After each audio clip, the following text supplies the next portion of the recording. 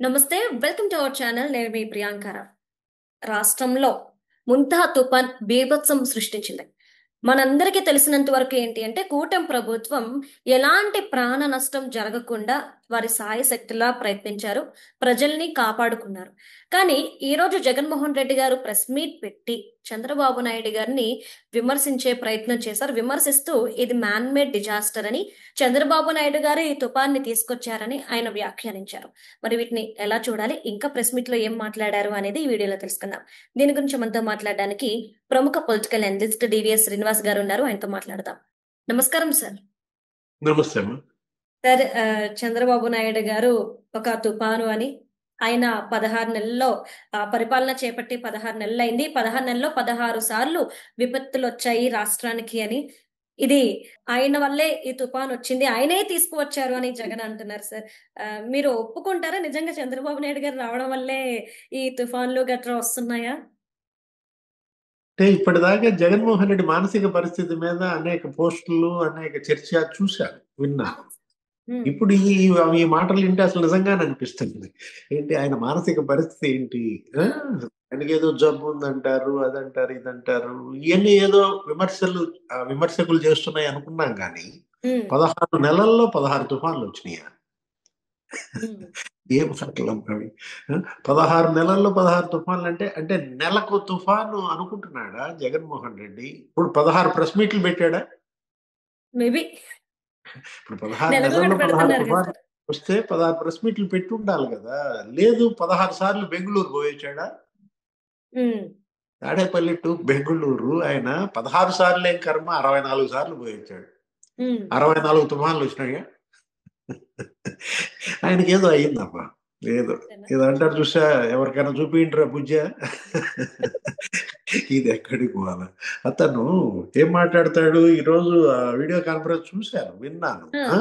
అదేంటంటే ఇప్పుడు మామిడి రైతులకు ఒక్క రూపాయి ఇవ్వలేదంట, పొగాకు రైతులకు ఒక్క రూపాయి ఇవ్వలేదంట.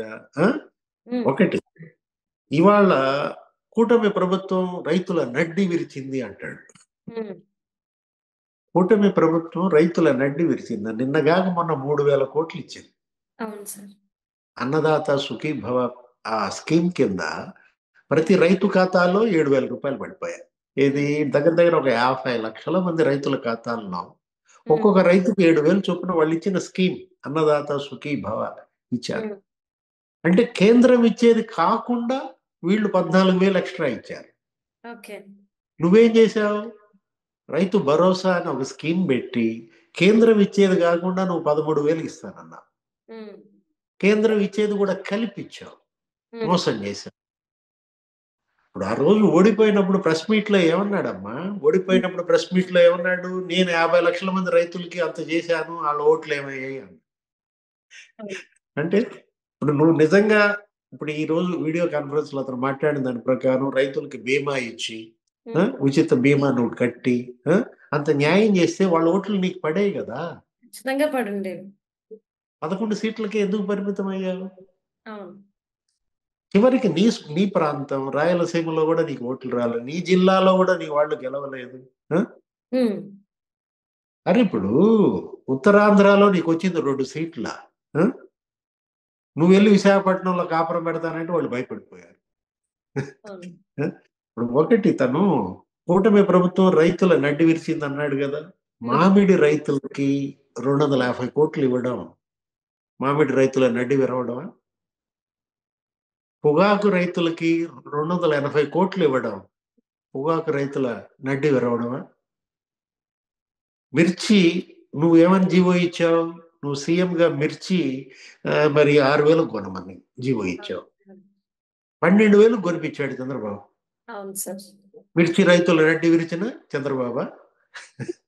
అంటే మీరు ఇన్ని ఇప్పుడు చెప్తున్నారు కాబట్టి ఒక డౌట్ వచ్చింది సార్. ఆ, జగన్ గారు ప్రెస్ మీట్ లో ఒక మాట అన్నారు. తుపాను చంద్రబాబుని మీరు తీసుకొచ్చి పెట్టుకున్నారు నెత్తిన అని చెప్పేసి అన్నారు.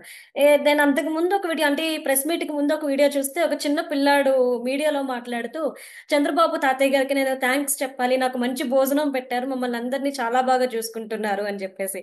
ఇప్పుడు చంద్రబాబు నాయుడు గారు తుపాను చంద్రబాబు గారు అంటే ఎలా?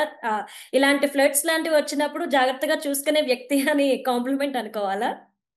అంటే ఆ, జగన్ జగన్ మాటలు మనం సరైన విధంగా అర్థం చేసుకోవాలి. Okay sir. చంద్రబాబు తుఫాన్ అన్నాడంటే చంద్రబాబు వైసీపీ పాలిట తుఫాన్. Okay sir. ఓకే. ఇప్పుడు ఆయన ఒక తుఫాన్ లాగా వైసీపీని ఏం చేశాడు? ఉమ్, 151 నుంచి 11 కొట్టాడు. అవును. ఊడ్చుకుపోయింది. ఆ, చంద్రబాబు తుఫాన్ నిజమే, కరెక్టే. చంద్రబాబు తుఫాన్ మొన్న ఎలక్షన్‌లో కనపడింది. ఆ ఉమ్, తె ఆ తుఫాన్ దెబ్బకే వైసీపీ అసలు తీరం ఎక్కడో తెలియకుండా పోయింది. ఓకే. తీర తీరం దాటడం దేవుడెరుగు. ఆ! అసలు ఉమ్, అడ్రెస్ లేకుండా పోవటానికి మరి చంద్రబాబే గదా! తుఫానే గదా! కారణం. హ్మ్. ఓకే. ఇప్పుడు ఆ, ఇవాళ ముఖ్యమంత్రిగా ప్రజలు నీకు అవకాశం ఇచ్చారు. అవును సార్. ఏం చేశారు? నువ్వేం చేశావు? 151 సీట్లతో నిన్ను నెత్తిన పెట్టుకుంటే, ఉమ్, అరే కృష్ణా వరద బీభత్సం. ఉమ్, కృష్ణా వరద బీభత్సం ఉధృతంగా కృష్ణమ్మ పొంగి ప్రవహిస్తుంటే ప్రకాశం బ్యారేజ్ గేట్లెత్తల. గేట్లెత్తకుండా ఆడుకున్నాడు. ఏంటి ఆ ఉండవల్లి కరకట్ట మీద చంద్రబాబు ఇల్లు ముంచాల. ముంచాలంటే గేట్లు ఎత్తకూడదు అని చెప్పి ఏం ఆట ఆడాడమ్మా వరద నీళ్లతో ఆ రోజు. చివరికి లంక గ్రామాలన్నీ కొట్టుకుపోయినాయి. లంకలన్నీ నీట మునిగితే ఇతను ఎక్కడున్నాడు? అమెరికాలో ఉన్నాడు. కృష్ణా వరదలు వస్తే అమెరికాలో ఉంటావా? గోదావరి వరదలు వస్తే ఎక్కడున్నాడు? ఉమ్, జెరూసలం పోయాడు. మొక్కులని జెరూసలంలో ఉన్నాడు. ఉమ్, అరే ఫోనీ తుఫాన్ అని వచ్చింది. ఫోనీ తుఫాన్ వస్తే జగన్ ఎక్కడ ఉన్నాడో తెలుసా? AMB mall. హైదరాబాద్ ఏఎంబి మాల్లో బ్రహ్మాండంగా సినిమా చూస్తున్నాడు, అవెంజర్స్. అరే ఇప్పుడు నువ్వు చంద్రబాబుని విమర్శించే నైతిక హక్కు నీకుందా? ఇవాళ అతను విపత్తులకు అతను అడ్రస్ చేసే విధానం ఒక మోడల్. ఆయన 16 ఏళ్ళు సీఎంగా ఉమ్, అదనుకుంటా అది అసలు విషయం. ఏది నువ్వు 16 విపత్తులు అంటున్నావు చూసావా? ఆ? ఆ, ఇక్కడ ఇక్కడ కనెక్ట్ అయిందా? 16 ఏళ్ళు ఓకే. సీఎంగా ఆయన 16 ఏళ్ళు సీఎంగా చేస్తే ఉమ్, అరే ఎన్ని విపత్తులు ఎదుర్కొన్నాడమ్మా అవును సార్. ఆయన. ఇప్పుడు 1.0, ఇప్పుడు ఉమ్, ఇది 4.0 అనుకుంటా. 1.0లో ఆయన మరి కోనసీమ తుఫాన్లో మొత్తం సెక్రటేరియట్ తీసుకెళ్లి రాజమండ్రిలో పెట్టించాడు. అవును సార్. ఐఏఎస్లు మంత్రులు అప్పుడు ఉమ్మడి రాష్ట్ర సీఎంగా ఉమ్, మొత్తం క్యాబినెట్ సెక్రటేరియట్ ఎక్కడ హైదరాబాద్ వదిలేసి రాజమండ్రిలో మొత్తం అక్కడంతా సాధారణ పరిస్థితులు నెలకొల్పేదాకా అక్కడే ఉన్నారు. ఉమ్, ఒక్క కోనసీమ తుఫానే కాదు, ఒరిస్సాలో తుఫాన్ వస్తే ఆంధ్రప్రదేశ్ పోలీసులు అక్కడ ఆదుకున్నారు. ఆ ఒరిస్సా ముఖ్యమంత్రి పెద్ద సర్టిఫికెట్ ఇచ్చాడు. అవును సార్. అంటే తుఫానుల్లో చంద్రబాబు అడ్రస్ చేసే విధానం గురించి చెప్తున్నాను అనమాట నేను. ఎందుకు మొన్న ఆ 3.1లో ఆ త్రీ ఉమ్, పాయింట్ వన్లో ఏంటది? హుద్హుద్ తుఫాన్. అవునా సార్. అవును. హుద్హుద్ తుఫాన్ 250 కిలోమీటర్ల వేగంతో విశాఖని వణికిచ్చేది. అవును. నిన్నెంతమ్మా నిన్న 100 కిలోమీటర్ల వేగంతో గాలులు వచ్చాయి. ఇది అవును సార్. మచిలీపట్నం, కాకినాడ, మొంతా తుఫాన్. ఆ అవును. హుద్హుద్ తుఫాన్ 15 రోజులు అక్కడే ఆయన ఉండి ఉమ్, కూలాళ్లలో కూలాడైపోయాడు. అతనే రంపం తీసుకుని చెట్లు కోసాడు. అవును సార్. కరెంటు స్తంభాలు నేలకు గులయ్యమ్మా విపరీతంగా. మొత్తం చెట్లన్నీ ఇరిగి పడ్డాయి, లక్షలు వేలు. విశాఖ అసలు కోలుకుంటుందా అనుకున్నారు. అట్లాంటి విశాఖ మళ్ళా ప్రధాని మోడీ చంద్రబాబు వస్తే ఉమ్, ప్రజలందరూ స్టాండింగ్ ఓవేషన్ ఇచ్చారు ఆయనకి. ఆయన అవును. ఆదుకున్న విధానానికి. ఆ?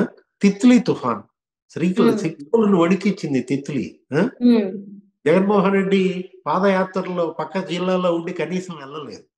అవును సార్. తిత్లీ తుఫాన్ వస్తే ఉమ్, జగన్మోహన్ రెడ్డి పక్కనే ఉన్నాడు, పాదయాత్ర చేస్తున్నాడు. అవును. కనీసం శ్రీకాకుళం వెళ్ళి పలకరీల. చంద్రబాబు అక్కడే అసలు పండగ కూడా అక్కడే. దసరా ఉమ్, పండుగ ఏదో వస్తే మేడం భువనేశ్వర్ను కూడా నేను రా నువ్వే రా ఇక్కడికి అని చెప్పి పిలిపించుకుని బాధితుల మధ్య పండగ చేసుకున్నారు. అవును. అంటే ఒక్కొక్క మండలానికి ఒక ఐఏఎస్ను పెట్టారు.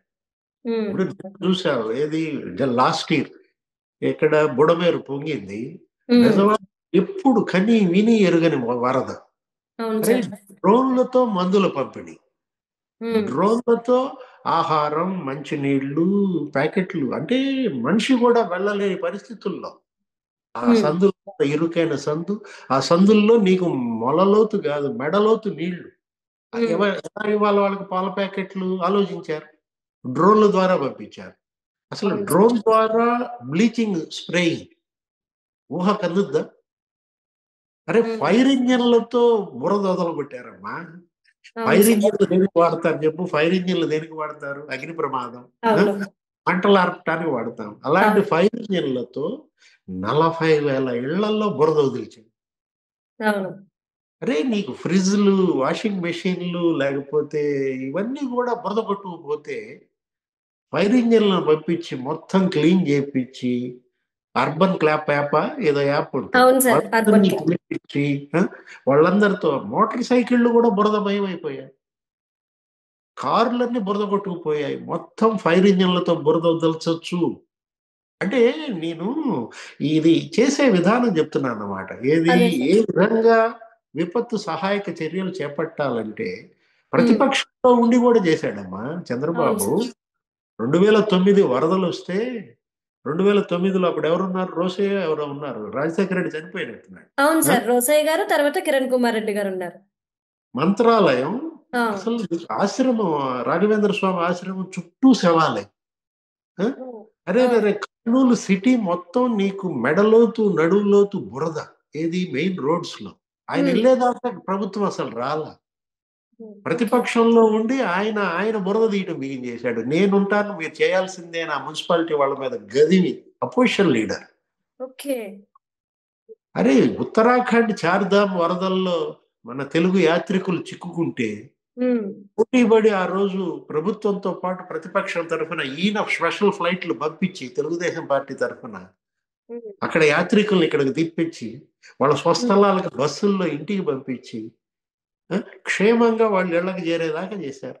ఆ రోజు హనుమంతరావు చంద్రబాబు పోట్లాడుకున్నారు. ఓకే. విహెచ్ తెలుసు కదా నీకు, అవును హైదరాబాద్ సార్. ముస్లిం. అవును సార్. ఆ. విహెచ్ చంద్రబాబు ఉమ్. మీద పోట్లాడాడు. ఏమని? రైట్, గవర్నమెంట్ లో ఉంది మేము, కాంగ్రెస్ పార్టీ, ఆ. నువ్వెవరివి, నువ్వెందుకు ఓకే. సహాయ చర్యలు చేస్తావు, ఆ? ఆ. నువ్వెందుకు స్పెషల్ ఫ్లైట్ పంపిస్తావు అని ఆ. దగ్గర దగ్గర విమానాశ్రయంలో ఇద్దరు యుద్ధం. ఉమ్. ఈయనేమో నవ్వుకుంటాడు. ఎవరు? చంద్రబాబు. ఆ? ఓకే. ఏంటంటే ప్రతిపక్షంగా ఆ. చేయాల్సిన విధానం, ప్రభుత్వం పైన ఒత్తిడి ఎలా తేవాలి? ఉమ్. ఊరికే వీడియో కాన్ఫరెన్స్ పెడితే సరిపోద్దా? అవును. ఊరికే ప్రెస్ మీట్ పెడితే సరిపోద్దా? లేదు. రేపు మళ్ళా ఉంటాడా? శుక్రవారం వెళ్ళిపోతాడా? అంటే సార్ నాకు అర్థం కాదు ఏంటంటే ఇప్పుడు ఆయన ప్రెస్ మీట్ పెట్టి కాన్ఫరెన్స్ ద్వారా ఇలా జరగలేదు, అలా జరగలేదు, చంద్రబాబు నాయుడు గారిని టార్గెట్ చేసుకుంటూ మాట్లాడుతున్నారు. కానీ ఈ పరిస్థితి నెలకొన్నప్పుడు కనీసం ఆయన ఒక్కసారి కూడా విజిట్ చేయలేదు. ఫస్ట్ విజిట్ చేసి ఎలా ఉన్నారు అని చెప్పేసి ప్రజల్ని అడిగే ప్రయత్నం చేయకపోగా డైరెక్ట్ గా ముఖ్యమంత్రిని టార్గెట్ చేస్తూ మాట్లాడడం ఎలా చూడాలి? అంటే వాళ్ళకి కావాల్సింది ఆ, ప్రజలు కావాలా, లేదంటే సీఎం సీట్ కావాలా జగన్మోహన్ రెడ్డి గారికి? అంటే రెడ్ కార్పెట్ వేయలేదు. ఆయన గారి కోసం. ఇప్పుడు ఆయన ఎవరినన్నా పలకరించాలన్నా, ఆ. పరామర్శించాలన్నా రెడ్ కార్పెట్ వేయాలి. ఏది? ఇప్పుడు మొన్న అప్పుడు అస్సాం అని తుఫానా ఏదో వచ్చింది ఆయన సీఎం గా. ఆ? అవును సార్. రైతుల దగ్గరికి వెళ్ళలేదు ఆయన. రైతులనే పిలిపించుకున్నాడు ఒడ్డుకి. అవును. పిలుచుకుని రెడ్ కార్పెట్ పరుచుకున్నాడు. ఆ?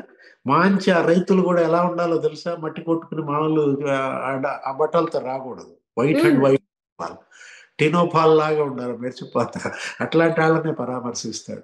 విఎఫ్ఎక్స్ గ్రాఫిక్సా? ఏంటా గ్రాఫిక్స్? విఎఫ్ఎక్స్. ఇప్పుడు సాక్షి పేపర్ చూసేప్పుడు నీతో మాట్లాడేటప్పుడు ప్రచార విపత్తు అంట చంద్రబాబుకి. ఆ? చంద్రబాబుకి కాదు ప్రచార విపత్తు నీకు. ఏది? ప్రచార విపత్తు కాకపోతే వాళ్ళు కంకులు ఇచ్చారు. రైతులు ఏమంటే మా వరి కొట్టుకుపోయిందని వరి కంకులు ఇస్తే కనీసం ఆయన పట్టుకోవాలి.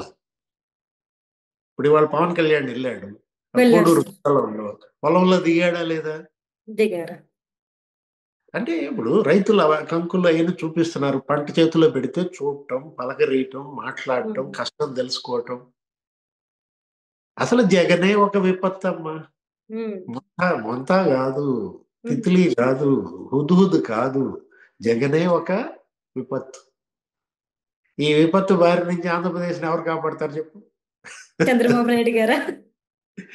మరి ఆయనే. ఏది? విపత్తులు బాంధవుడు ఆయనే కాబట్టి, ఉమ్. బాంధవుడు ఆయనే కాబట్టి ఆయనే ఒడ్డున పడేయాలి. అంతే. Right. Thank you so much sir. నమస్తే.